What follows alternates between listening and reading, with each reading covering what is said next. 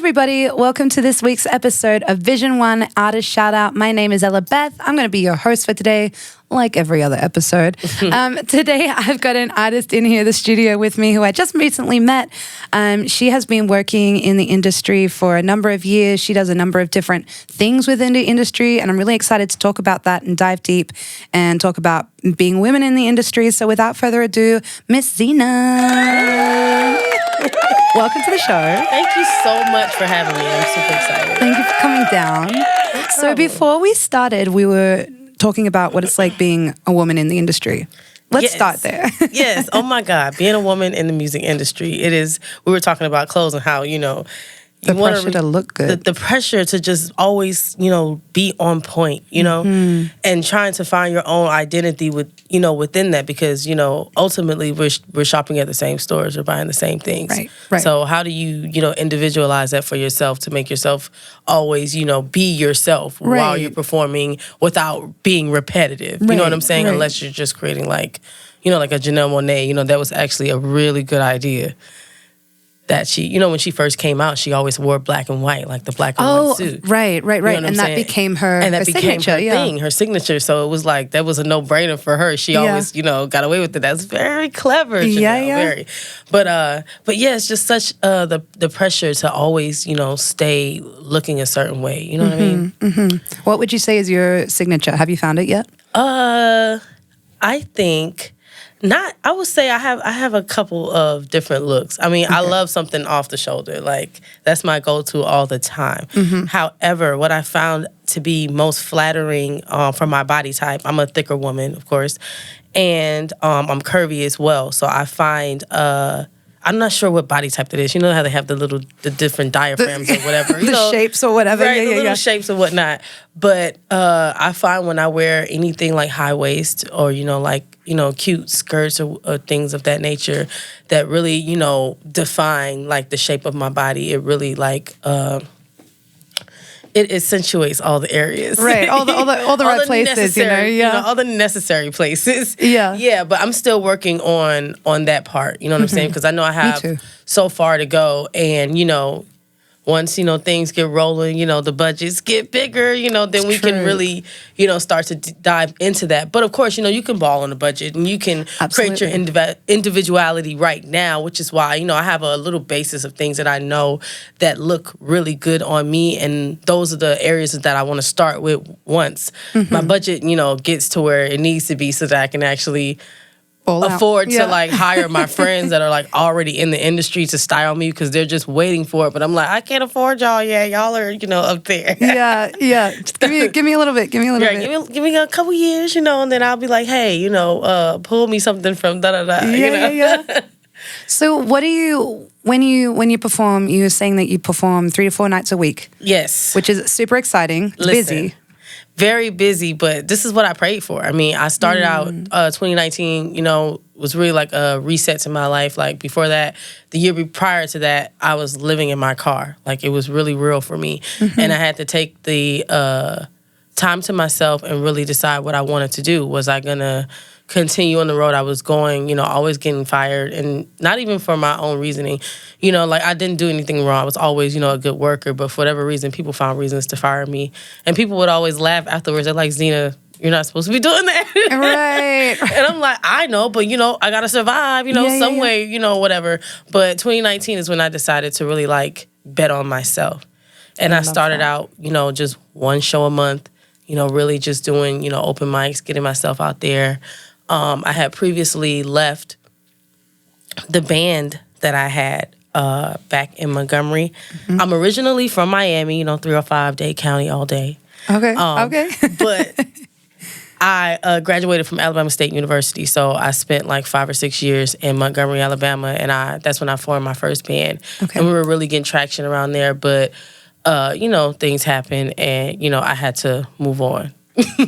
Ultimately, it happens. Yeah. You know what I'm saying? I ultimately had to move on. But then when I got here... Had you been doing music prior to forming your first band in... Oh, definitely. Okay. I've been doing music my entire life. Like, I've been singing since I was 4. Okay, me too. Yes, I've been literally, vocal not vocal lessons, but piano lessons at 7. Vocal lessons when I probably was like 13 or 14 up until, now. I've been, classically trained, all of that. So I've always known this is the same thing I wanted to do my entire life. Like I've never been like, oh, I would, do. I mean, I've had ideas like that people wouldn't even think I would do, because if I wasn't a singer, I'd probably be like in the FBI or something. Okay, cool. I like to think I'd be a lawyer maybe. But I used to think I would be I think that's a Gemini thing. I used to think, because, we like to debate a lot. Literally, I can argue all day, honey. Listen, and I tell people I don't argue, because first of all, look, you can't even debate with everybody, because ultimately, if we're going to have a healthy debate, because I was on a debate team, of course. Okay. We're going to have a healthy debate, and I'm going to be right. Bye. No, both people have to know about the subject. Right. You know what I'm saying? Like, you can't be ignorant to what the subject matter is and think that you're just going to argue based on your feelings. Like, that's not what a debate is. So I find a lot of times most people have no idea. They're just talking. People think if I talk long enough and I talk loud enough, then people will believe what I'm saying. Do you believe what you're saying? No, of course not. But anyway, so we were doing a lot of good shows, in Montgomery, but the city's so small. There's only so much you can do there. And I knew what I had went there for. So I got everything I needed to do. My professor is still a practicing entertainment lawyer in the music industry. So I was able to gain a lot of information that you would normally get as an artist while getting a music business degree. Nice. And he also, put us on whoever he felt was like actually going to make it, because he was not one of those teachers. Because of course he's still, in the industry. So you can't walk around and say, oh, he was your professor and you're, and you're stupid. So he made sure he made sure that you know what you were talking that you knew what you were talking about, and he put you in the right places to excel. So it's really up to you in this industry. So the way the program went was, kind of immaculate, with it just being, him as the main person teaching everything. But he's a lawyer, so who best not to learn from about the music industry than an entertainment lawyer? You know what I'm saying? Like, that was God sent. But anyway, I left there, came back here, 2019. I started one show a month, making like $100, And then eventually by the end of that year, I was booked up. I was so excited. I was like, oh my God, I'm booked every Saturday. Yeah, it feels good. It felt so good. And then, of course, 2020 came and there was that. And I'm like, oh my God, how do I like start over again from this? Because of course all the gigs I had just went out the window because now nothing's happening for anybody. Yeah, literally. So I didn't feel that bad. Ground zero again. Right. You know what I'm saying? But of course I knew something, was going to come about. And of course, when you're at the bottom, all you can do is start over again. So that's what I did. And I started over. And I mean, it wasn't as slow as it was then, back when I first started out, because I had already started to build like there was a name. Some traction. With some traction there. So I would, fill in for people a lot. And then ultimately I would get my own dates. And, now, like I said, I'm getting calls all the time. I'm booked, every week. And I'm so proud of myself right now. I'm so proud of myself. Yeah. Congratulations. Thank you. I really, the first time that I ever heard like bet on myself being used was actually in one of these podcasts. Like really? the idea of that phrase, like I bet on myself.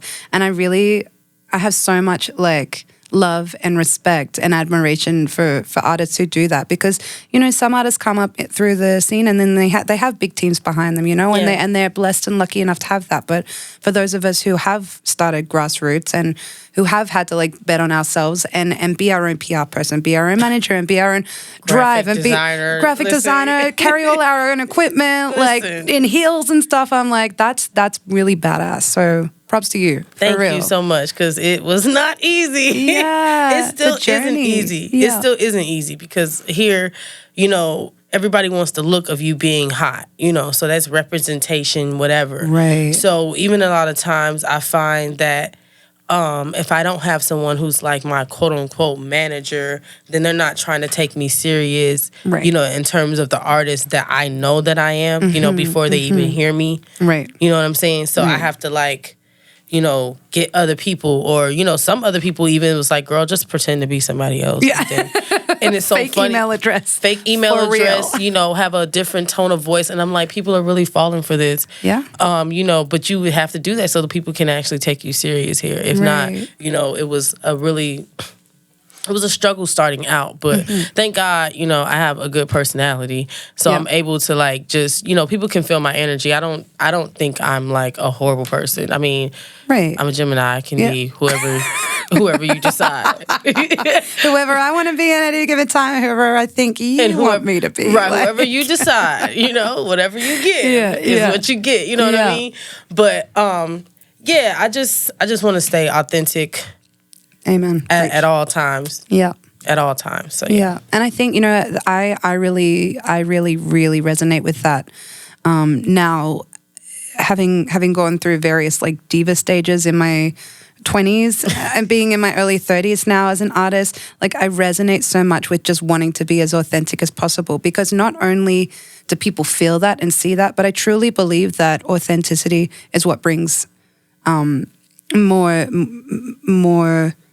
experiences in the music industry, because people don't want to work with divas, when people, not divas, but mega divas, people don't want to work with that. It's hard, it's really tough, and especially if you haven't had any real success in their eyes, they're gonna be like, look, please, go home, several seats, take a seat at the back, so and that's one of the main things I actually learned from my professor. And then it, to me, is common sense, because if you're trying to get into an industry, first you need to find people who are doing what you're doing, or doing what you want to do at a high level, and find some way to be of an apprentice. Right, be around them, be learning, learn, have things that you can do for them, I made myself accessible to them, what can I do for you? And then afterwards, it's well, what do you do? Yeah. What do you really do? It's you do all of these things, but what do you really do? And then they hear my voice and they're oh no, come from over there. And you need to be over here. Yeah, right. But that's after they've seen who I am. They know that the character, my integrity, everything's genuine, and I didn't come around, looking for a handout. I came around and actually became an asset to them. And you worked to get here, right? And that's even, picking up chairs, I went to one conference, and, how conferences go. Everybody starts, bombarding all the people on the panel. Right. And it's to me, that's not smart. Who created this event? Because that was the one person that all of these people know here. Right. That's who I go need talk to know. that person. Yeah, that's they'll be behind the scenes, and they're probably doing a million jobs, carrying paper. And I literally went up to the person who was over it, and they're at the end. I stuck around just to see, and they started, taking off things, and I just got up, started picking up chairs, doing this, helping out, whatever. And then she was just hey, come back. We're doing a little after party thing, upstairs. And I'm thinking, just regular people. No, these are all of the people that were on the panels, program directors, DJs, other entertainment lawyers, A&Rs, senior VPs of real labels, what I'm saying? They're just up there talking and laughing, and here I am, all because I decided to help. Be yourself and just, be and part of we're the laughing, community. Then they're so what do you do? And I'm well, I'm a student right now, such and such and such, but I'm a singer. And then there's well, sing. Yeah.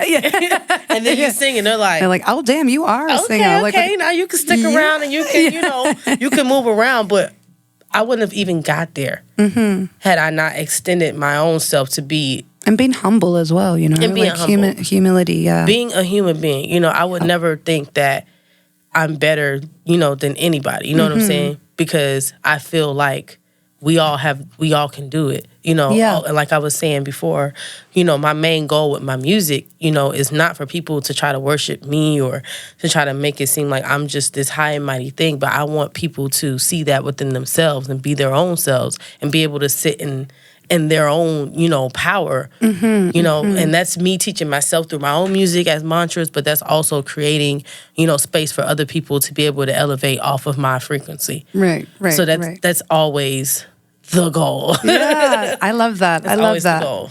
So how did we were talking about this before, and the audience doesn't know yet, but you're off to Morocco to go and perform for a residency very soon. That's so exciting. How did that come about? Oh, well, a good friend of mine, another songwriter. She definitely writes, but she's a singer here, live entertainer here. Her name is Shoutout. Hey, girl. Shout out. You should definitely check her out. She mentioned, that she had an opportunity to go. And at first she thought it was, a fluke until, she got her plane ticket and, now she's over there killing it. And she was like, girl, she was like, yeah, I'll refer you, but here, a lot of times people will say they're going to help me. And, right. I'm like, okay, girl, Oh, thanks. Right, thanks. We had just met for the first time. Like, another one of the musicians I play with a lot, his name is Brandon.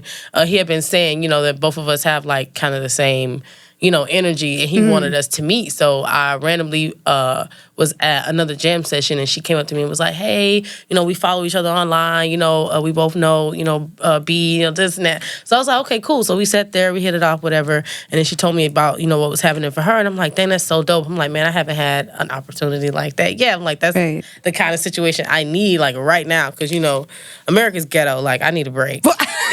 Even for a second. Honey. Just go and take a little, time out. I need to breathe. I need to be able to recalibrate so I can come back here and actually be of assistance. Yeah. Right now, it's just too much going on. So I'm like, okay, cool.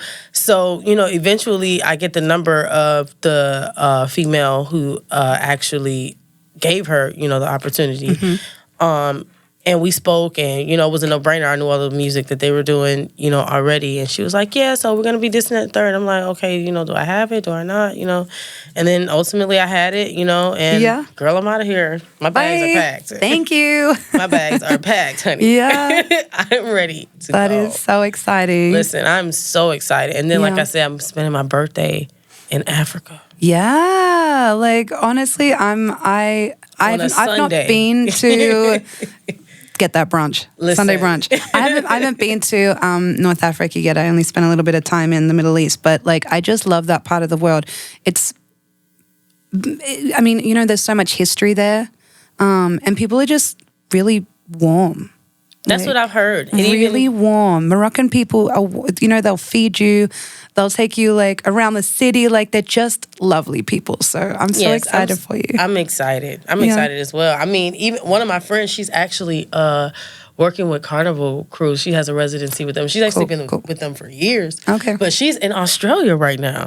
Okay. Yes. Down under. I'm like, look, I want to go where right? Girl. I want to go. And that's the thing. I would say once you've done a residency and you've got your foot in the door, people will see that on your resume and be like, oh, great, she's hired. Simply because you've already done it. People know you can. So I'm really excited for this. That's what I'm excited for, because not that I, don't like what I'm doing now. I love being able to, express myself, even tonight, I'm going to go home, probably take a nap, and then get up and I got a show. Yeah, come on, Friday nights. Right. Me too. Except for the nap part. I got to go straight to the show, but. Dang, look, we're working girls out here. We're doing it. We're literally doing it, man. It's the hustle.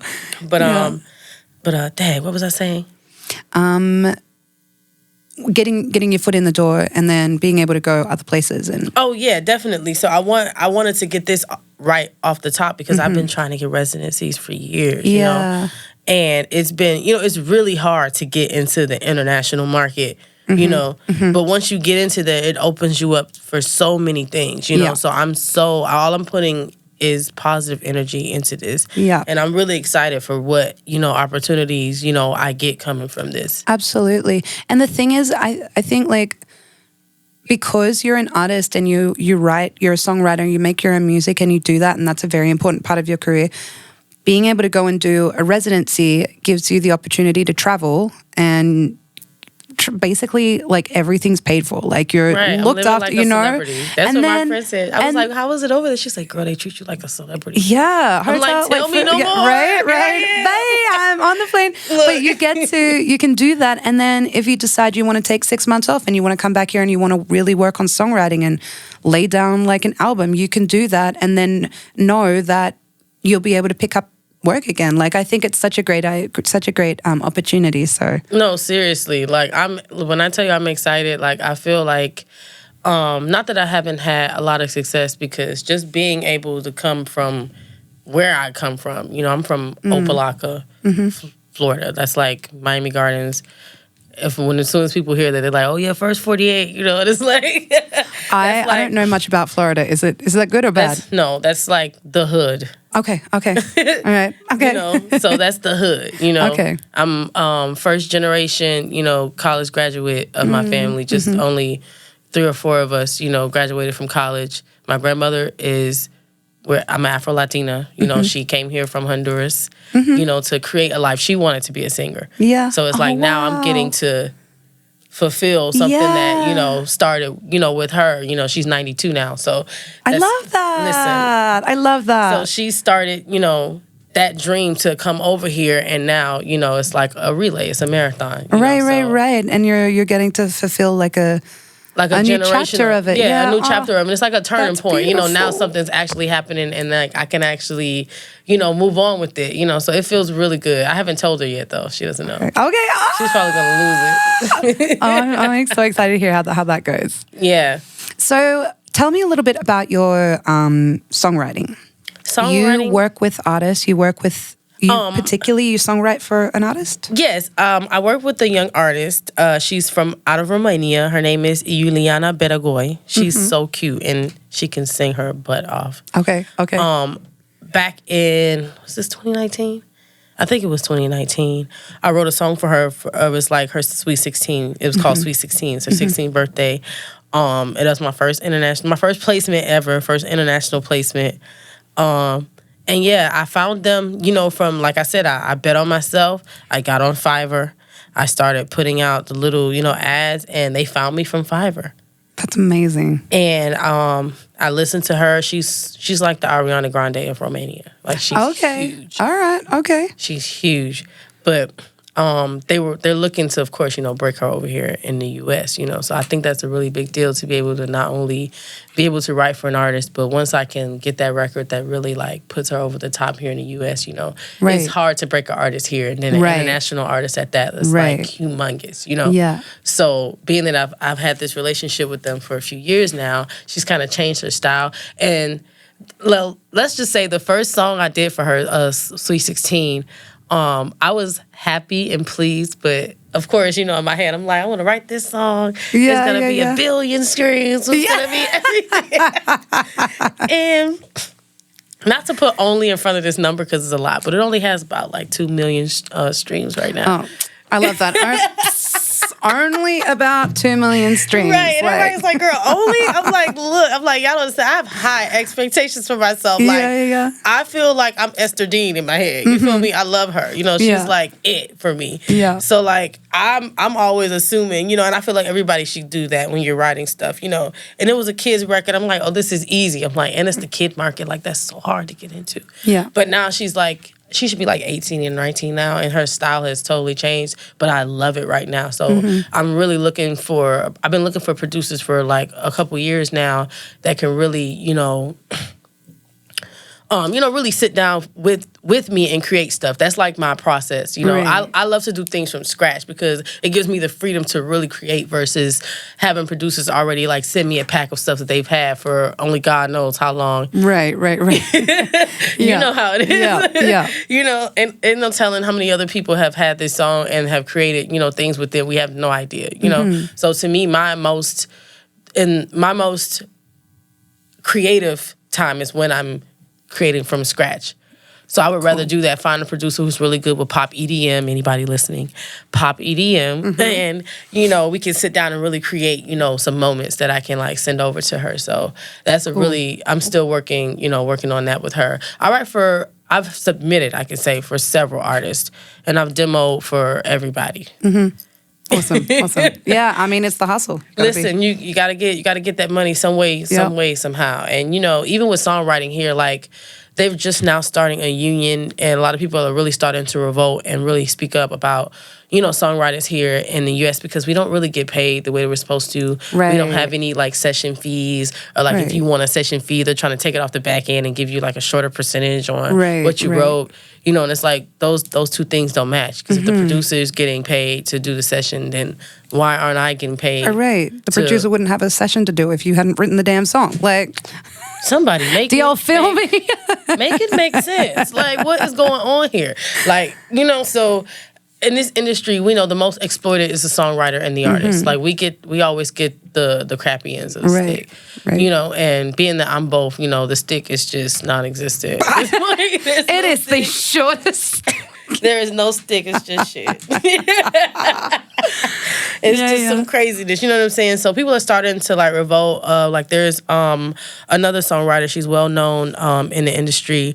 Her name is Tiffany Red. She started the 100%ers, and they're like really, revolting, and really getting some things done. Cool. In the industry to help out a lot of other, everybody who's songwriters. To really actually form a union and to have stipulations. Like everybody else has a union except for songwriters, and I don't even think artists have a union. Like we don't have a union. They don't care about us. Right. We don't have a union, and you wouldn't even have an industry without the artists. It's crazy. So hopefully, with us moving along the lines, and elevating as we get higher up, in the industry, we'll be the people that, change it, because I definitely see that in myself. Yeah. Being one of those. That's awesome. I love to hear that. I love to hear that from like a woman in the industry, and particularly someone who's like multidisciplinary, like to be a singer and a songwriter and a performer. Like you do all the things, and that's really, really cool. And yes, and we deserve our flowers. I haven't written much for other people, but like I want to, and I really hope that what did you say? The unionizing people are gonna like make a change. It's because it's time, it's time. Right, it's time to form a union, and it's time to actually pay songwriters what we deserve. Right, that's the main thing in this industry that just baffles me, because it's like, why don't you just give people what they deserve? Right, like if they did it, just give them the credit. Yeah, if you want a part of it, don't go for the biggest amount, bro. Right, like get the small percentage, bro. Yeah.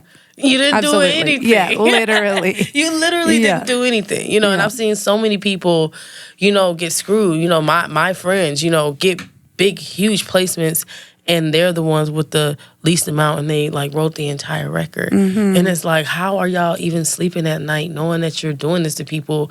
And it's like some kind of rite of passage, but y'all are not about to do that to me. Right, absolutely. I would rather come in, on my own wave that I'm creating myself, so that I can actually have leverage. Because, just starting out, nobody really wants to fool with you anyway. They're going to wait until you gain traction. And by the time you gain traction, if you're smart enough, you negotiate properly with having a certain amount of like accolades. So, hopefully, me being well-versed and doing all of the things that I'm doing now, it's going to work out. I believe that for you, and I love to see you on your journey and all the things that are coming up for you this year. Yes, before we wrap up this interview, can you let the audience know where to find you on all your social media, where to find your music? I am on all streaming platforms. You can find me on all social media at GodZena. It's GODZENA. You can also check out my website. That is www.thegodzena,